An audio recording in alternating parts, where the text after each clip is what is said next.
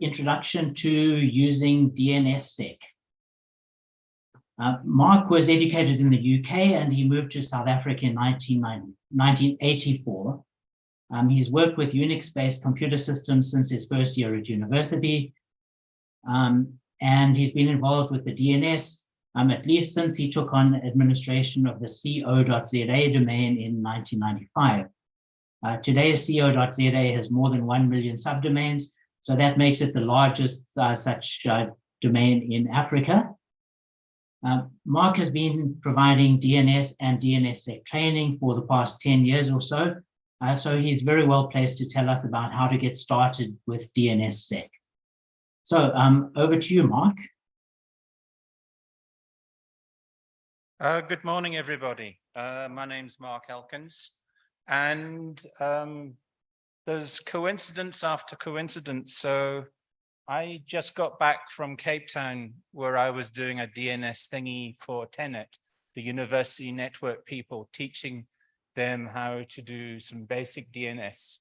And that was held in exactly the same place where we were 20 years ago, where in fact, Mr. Alan Barrett helped organize the very, very first AFNOG meeting in Africa. So it's interesting, and I spoke at that time as well. I'm just prepping quickly to get this to look roughly right. And then I will continue. So my presentation today is going to be slightly technical, and it's more about how does one add DNSSEC to bind. And I decided foolishly to try and do this as a live thing. I'm hoping that when my screen pops up, everyone will be able to read it, but it looks fine down at the bottom there. Okay, so who runs DNS? Anyone in this room? No one runs DNS. Oh dear, wrong audience. Okay. Yes, okay. So I've got someone critical in the audience as well. So he can tell me where I go wrong when I start talking about this. So first of all, what is DNSSEC and why are people like me excited about it? DNSSEC, what is DNS? DNS is the ability to type in a URL on a computer screen or on a phone and for it to go to the right website. Humans using names, computers using numbers. That essentially is what DNS is all about. So DNS itself is a core infrastructure of how the internet works, how we are all working today. I mean, literally everyone here has at least one, if not two devices in front of them right now. The problem with DNS is the way it was built, it has a fundamental flaw. It is possible to push answers into what we call the resolving, the DNS resolver, so it will believe lies people tell it.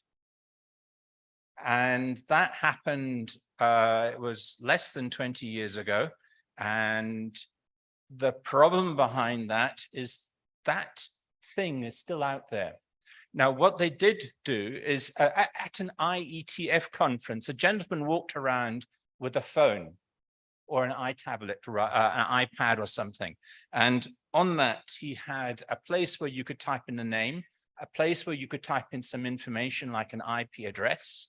So the name could be www.bank.co.za, and the IP address could be the IP address of his fake bank.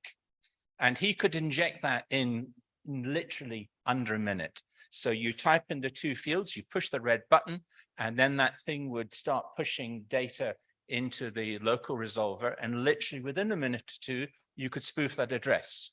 So what the internet gurus did is they complicated the randomness of how you would reply to a packet, and they made it more secure. They made it more secure by 2 days. So now it only takes 2 days to infiltrate a DNS system. That is still not good enough. But already the IETF had already established this thing called DNSSEC, or domain name security. And so from literally the top down, from, well, the bottom up, from the root all the way, it's possible to put signatures into your DNS so that when someone looks up a question in the DNS about a domain, they will find it's actually resolving properly. So this is full of me typing on keyboards, but if I do a dig on what I am trying to do, which is look at DNSSEC.edu.za, and I ask it for the A record. Why are we typing? What is wrong with my keyboard? Okay, it's done it. Might be a delay on the internet here. Okay, so, and it's not using my machine. What's going on here? Oh yeah, that is correct actually. Okay, so if we look very, very carefully, just under a few lines there, it gets an answer back, and it says header, and then it's got some flags. It's got a QR, RD, and an RA flag. What that tells me is that there's no DNSSEC involved in this domain at the moment, despite its name. And so I wanted to show you how easy it is to add DNSSEC if you're running bind. So if you're running bind, you'll know that most of the things that DNSSEC works with is in a file called named.conf. So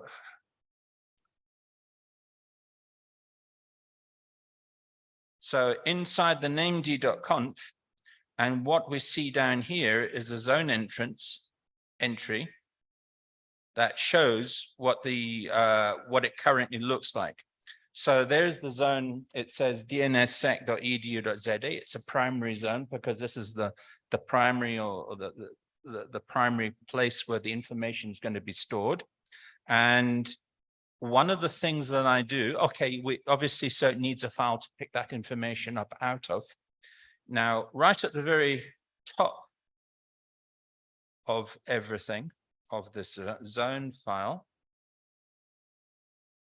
this is not working terribly well because of the speed of the internet, unfortunately. But what you see here is a directory operation. It's the directory statement says /var/bind. So everything is from that particular place. So come on, you can do it. No, you can't. Sorry, normally the internet here works blazingly fast and we don't have these strange problems. Okay, so what I'm trying to say is under etc bind, we have a directory called PRI for all my primary zones. And underneath that, I tend to create a directory by the name of the zone itself, when in this case it's DNSSEC.edu.za. And inside that, I've got my little database of the DNSSEC.edu.za stuff. So, but this is not enough information here. And so what I'm going to do to try and make life easier, yes.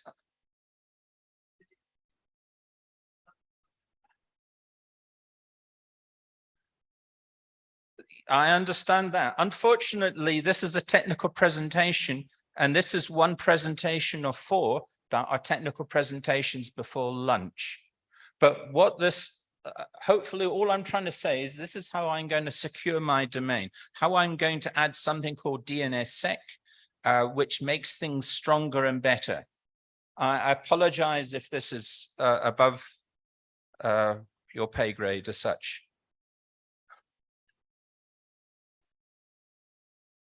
I shouldn't have said that. I apologize. Excuse me, sir. So You're speaking to members of parliament here. You're speaking for policy makers. and we're here to discuss and listen to this issue.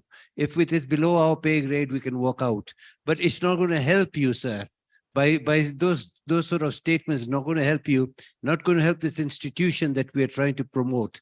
I think the issue that I was trying to bring to you was, if you could rather leave the technical out and give us in broad aspects, what is it that you're trying to tell us, without going through those things, would have been much easier.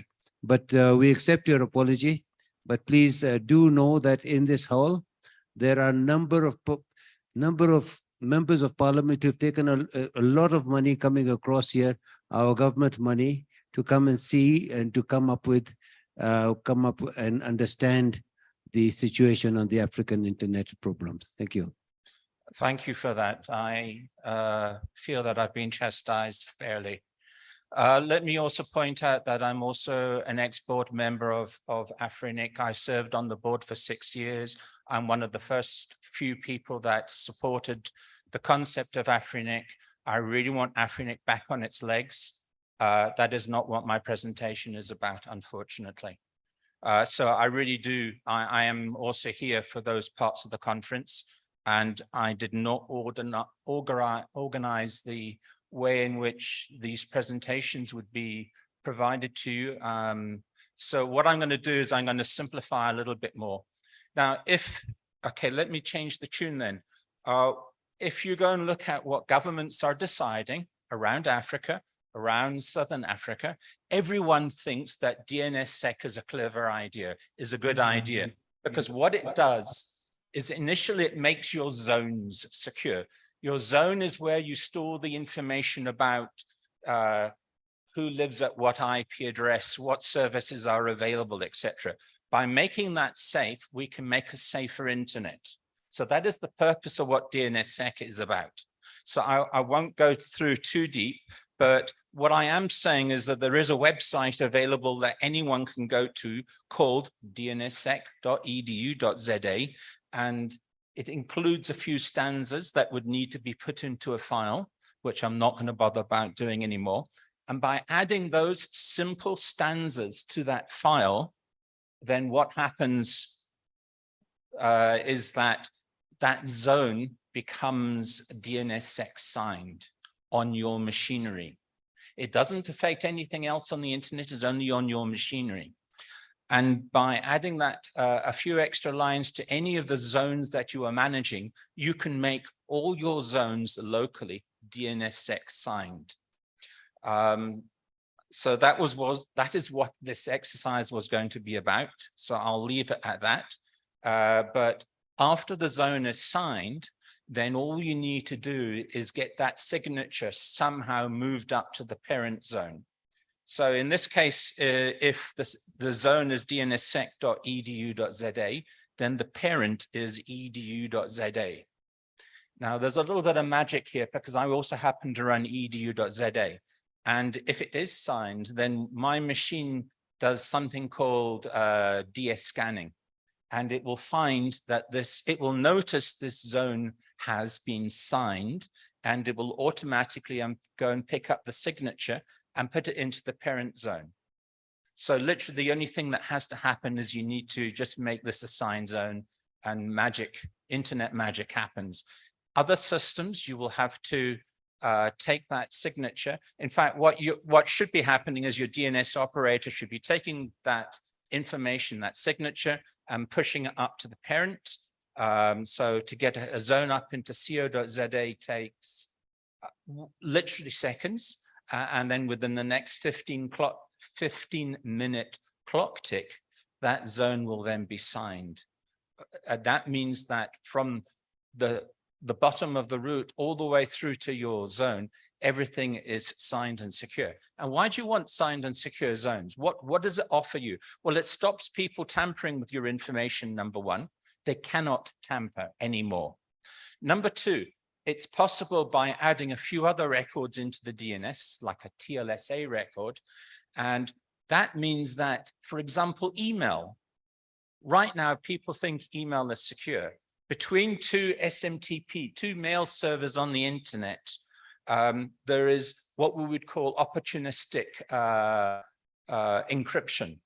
So if the guy you're sending to has a security certificate and you notice that, then and you send it to that mail machine, it's secure. The problem is I use the word opportunistic. It's possible for a man in the middle, a bad person, to stand up and be a block between these two SMTP servers, these mail servers, and they can intercept that mail, and then they can read that mail in clear text and then send it on through to the receiving SMTP. Now, if you have an SSL security certificate for your mail system, you can create a signature of that, and it goes into this TLSA record, which is stuck in the internet. And if that TLSA record is also sitting in a DNSSEC signed zone, in other words, the security for the zone and the security, we've taken a signature and you put it in the zone because now the zone is secure, then your SMTP to SMTP, your mail to mail server process becomes deterministically secure, because now you know what the fingerprint of the certificate looks like. So you know you got to the right place, number one. Number two, you know that there is a certificate, and if it's not there or it's wrong, you will simply not send mail. So DNSSEC doesn't just make DNS safer, but it can make email safer as well. In other words, it can bring about a much more safe environment on the internet. And I think that's a message that even if you have no clue what I'm talking about, by following and making and pushing anything that makes the internet a safer tool to be used, I think that's a great thing. And that's why I think it's great that certain African countries, or many African countries, are stating that DNSSEC must happen, fundamentally to a safe internet. I will finish there. Thank you. Thank you very much, Mark. Yeah, I'm sorry we didn't get into the technical side, but yeah, you did manage to explain to us the reasons for it, even if we didn't see the details of how to configure DNSSEC. We do have a few minutes for questions. I noticed there were some questions in the Zoom Q&A section. The first question that I see there is from Advocate Nandipa Zaluba, asking how would DNS leverage the AI security capabilities? So Mark, could you reply to that, please? Sorry, can you just repeat the last part of that question? How would DNS leverage the AI cybersecurity capabilities? So, you know, I guess is there any relationship between cybersecurity and DNSSEC, or does AI fit in with that anyhow? I think the one fear about AI, and I don't think it's quite AI per se, but the potential newer generation of CPUs that might be coming around that are not necessarily based on pure logic, but more of an AI matter. What that could potentially do is it could make the DNS keys that we use for security more insecure. It could also make the certificates that we use for SSL websites more insecure as well. On the other hand, as and when these new types of CPU hit the market, I honestly believe that they will also be used to generate more secure certificates. Right now in DNSSEC, in the DNSSEC land, I'm using something called algorithm number 13, which is an ECDA elliptical curve thing. And because it's elliptical curve, it means actually it's pretty secure, is my understanding. But I am assuming that as AI grows, we will have better systems to generate more different passwords, if that will satisfy the question. Okay, thank you. Are there any questions in the room? I can't see from where I am. There are two people, one by a microphone, one sitting down. Okay, Mark, please could you deal with that? And you know, But- maybe all right. if we may still have a few minutes, like maybe 3 minutes after the questions, I'm not sure. Mark, I think it would be helpful if in the 3 minutes you could show us very quickly, not step by step how to set it up, but the results of what happened after you've set it up. I'm not sure if you'll be able to do that. I know I'm springing it on you at the last minute. Would you like to introduce yourself to the audience and then pose your question, please? Thank you, Mark. Thank you, Alan. This is Yazid from ICANN Technical Engagement. I cover Africa and Middle East. And some part of my work is actually to engage with all the technical stakeholders, meaning ISPs, regulators, country code top level domains. We are here in South Africa, and the country code top level domain for the country is .za. For those who don't probably not understand what we are talking about here. And when we look at the worldwide trends of DNSSEC adoption, we can see how Africa is lagging behind.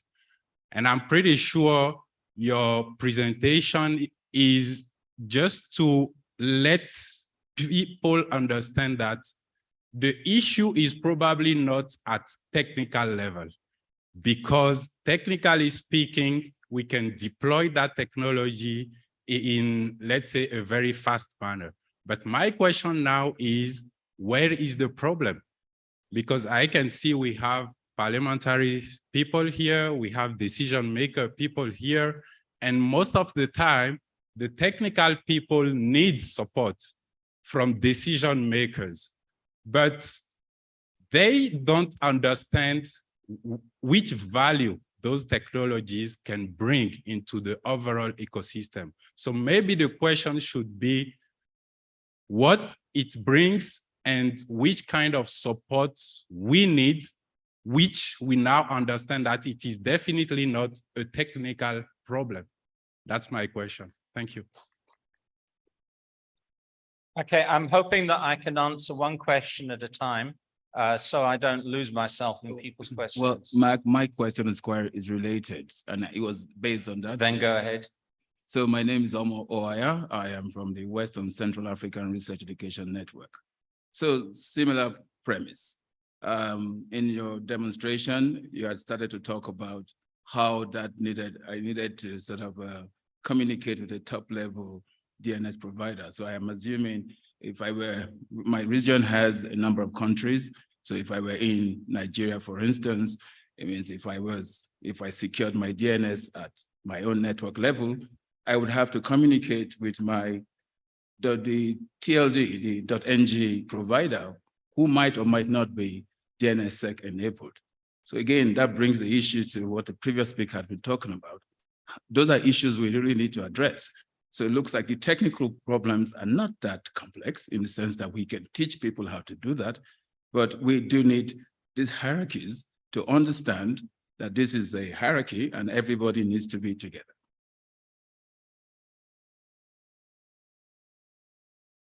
Can I answer? Yes, you may. You may. Yes, you are quite right. Not all African CCTLDs are signed. They have all asked, they've all been told that they should be signed, but that hasn't happened yet. And as just because you've got something signed, like I said, you then take a signature and you put it into the parent. And if the parent happened to be co.za, I live in South Africa, then the owners of co.za will sign their domain and they will take a signature and they will put it into ZA. And in the same breath, ZA will have their zone signed and they will take a signature and they will put it into into the root, so that there's a trail of signatures. Not all African countries have unfortunately done this. There are maps on the internet that show this in its progression. Yeah, one day I'm expecting that all African domains will be signed. And this is something that I really think needs to happen. Yeah. It needs to happen around Africa. Well, it has to happen around the world. And it is happening around the world. We're just way slower than anyone else. So that type of thing is happening. If you have the opportunity to have this to have this conversation with a country that does not have a signed CCTLD, then that's great. We can talk to them and see if they can get that done. Now, interestingly enough, ICANN is paying me to be part of a study of DNS in Africa. And one of the aspects for that DNS study in Africa is to create something called the observatory. And there is going to be a presentation on the observatory later on. But that observatory, if you simply go into it, you can see immediately which countries have got DNSSEC and which hasn't. So you can see where the problem lies. And because it's an observatory and it looks at stuff, it can see changes in growth. And there's a gentleman at the back in a blue shirt called Alain, and he is part of the team put together by ICANN, who will be running around some of the northern or middle countries in Africa, teaching CCTLDs how to do DNSSEC. And that's why I wanted to do this presentation on, actually, it's pretty easy, and you can do it even if nothing else is signed, so that when things do get signed above you, you can actually bring that stuff in. And I have completely forgotten the questions of the first guy, but never mind. I'll rephrase.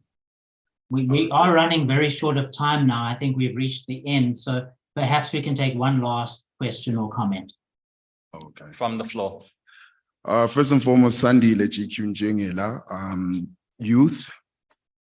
I've been at the South African Investment Conference as a delegate speaking under mining, and I've got my own company called Vintage IT and Media Design. So basically, we're looking at recycling and how that will affect, the country and developing in terms of Africa in the Internet Forum. And one of the key things that we saw an opportunity in is to look into AI.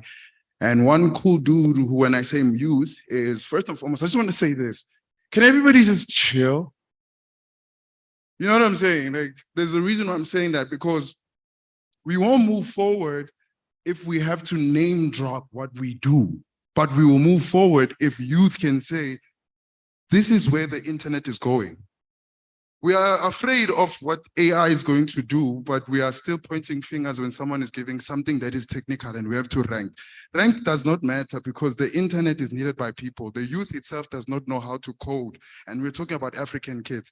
And something that you mentioned about DNS, which is very important, IBM, along with will.i.am, have worked out an AI app program that basically uses the same cybersecurity as what you will find on Ethereum and cryptocurrencies, right? That shows innovation in a grand spot that the world is moving on. But here in Africa, we have the resources and the people, but we're not coming together because first and foremost, we need to pull rank. So let me pull my rank as youth. I want to first use the internet to clean the country so we can pay back the people, because there are incentives globally that are going to help. So the internet is one of the platforms that we can use to communicate. We should be teaching kids how to code. We should be having more and more people in the room understanding that presentation that you were putting on, because it's vitally important and you put the time to put it together. So I first want to say thank you to you. And I'd like to chat later on, and I'd like to connect, because I'm here to connect. I'm not here to be cool. I'm already cool in my place. You know what I'm saying? I'm the coolest kid in the room. I'm a celebrity. I'm a go-getter. I'm an entrepreneur. I'm an inquisitive, and I'm a changer. So anyone who's coming at me, be cool. Welcome to Africa. Welcome to South Africa. Same sides. You understand? We all fighting. You just want to make things change, man. So can we just calm down? I didn't like that. I really, really didn't like that, sir. And I really didn't like that. But with that said, please, everyone, your presentations, relax. And my need to get- question that I'm going to say, I was honoring our speaker, and my question to say, bringing the youth on the table is to say this: how do you bring about greater change and breaking all these rankings and norms that we are fighting so that we can actually access the better core of the internet from your perspective with your knowledge, sir? I'll answer that quickly. We have Mark- been doing DNS training in sorry, South Mark. Africa for 15 years, free to ISPs. We've been doing that. And we're probably one of the few African countries that has regular training anywhere, in fact, probably in the world. So we have been contributing back. Thank you. Mark, sorry. Ladies and gentlemen, I think for technical, Mark, this is quite important because some of us were the CEOs and founders of ISPs. I'm a CEO of Dashhost. So I'll ask that we have a breakaway, especially for technical and those who are interested, because that presentation was quite important for some of us. So can we have that breakaway session with you for this technical presentation? Thank you.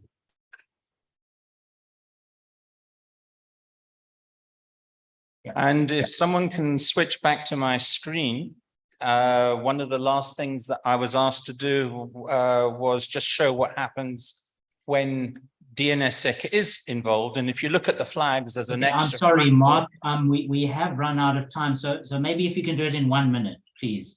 If Yeah, it'll there's take an longer A- than that, you need to skip it. And there is an AD bit there, and that means it's authenticated data.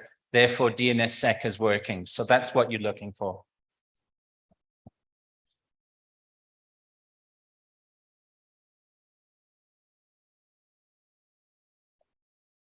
Okay, thanks very much. So I understood the last point was when you do a DNS query and you get a result, there'll be a flag that says AD that says it has been authenticated. So DNSSEC has worked. Okay, I'm sorry, everybody. We have exceeded our time. We need to move to the next session. So our next technical presentation is about